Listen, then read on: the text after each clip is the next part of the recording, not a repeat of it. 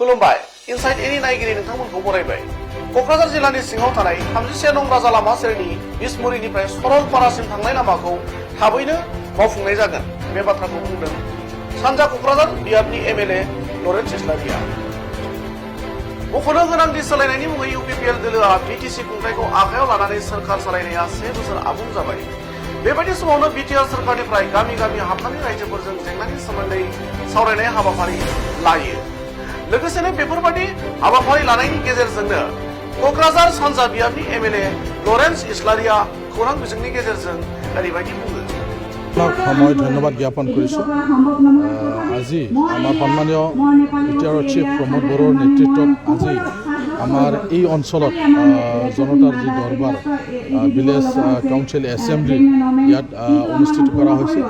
এই অঞ্চলৰ কেইবাখনো বিচিডিচি সাঙুৰি পেলাই এই কাৰ্যসূচীটো লোৱা হৈছে আজি ইয়াত বিভিন্ন গাঁৱৰ পৰা গাঁওবুঢ়াসকল আহিছে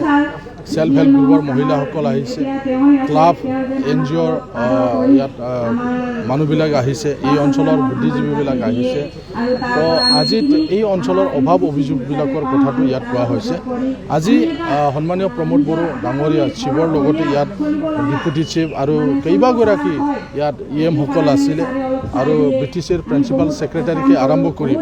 বিভিন্ন ডিপাৰ্টমেণ্টৰ অফিচাৰসকল আছিল ছেক্ৰেটাৰীসকল আছিল গতিকে ৰাইজে তেওঁলোকক প্ৰশ্ন সুধিছে কোনটো স্কিম কেনেকৈ কি হৈ আছে ইমপ্লিমেণ্টেশ্যন হৈ আছে এই অঞ্চলৰ অভাৱ অভিযোগ যাতায়াতৰ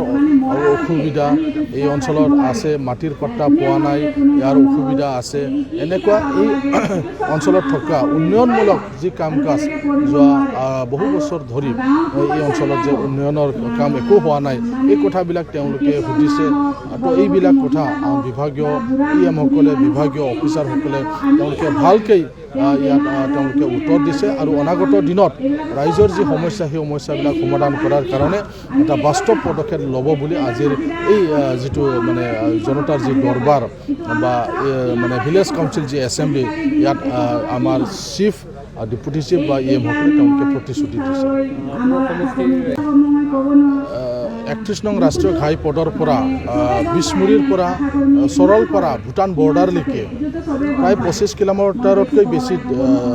দীৰ্ঘ যিটো ৰাস্তা এই ৰাস্তাটো জৰাজীৰ্ণ হৈ আছে এই কথাটো লৈ পেলাই ময়ো বিভাগীয় কৰ্তৃপক্ষক নিবেদন জনাইছোঁ আৰু বিটিচি কাউন্সিলৰ পৰা এইখিনি ব্যৱস্থা কৰা হৈছে বুলি তেওঁলোকে আমাক জনাবলৈ দি আছে গতিকে অলপ কেইদিনমানৰ পিছত এই ৰাস্তাৰ কামটো নিৰ্মাণ কৰা হ'ব এই কথাটো আমাক জনাইছে গতিকে অলপ কষ্ট হৈ আছে কিন্তু এই কামটো অতি সোনকালে হ'ব বুলি মই আশা কৰিছোঁ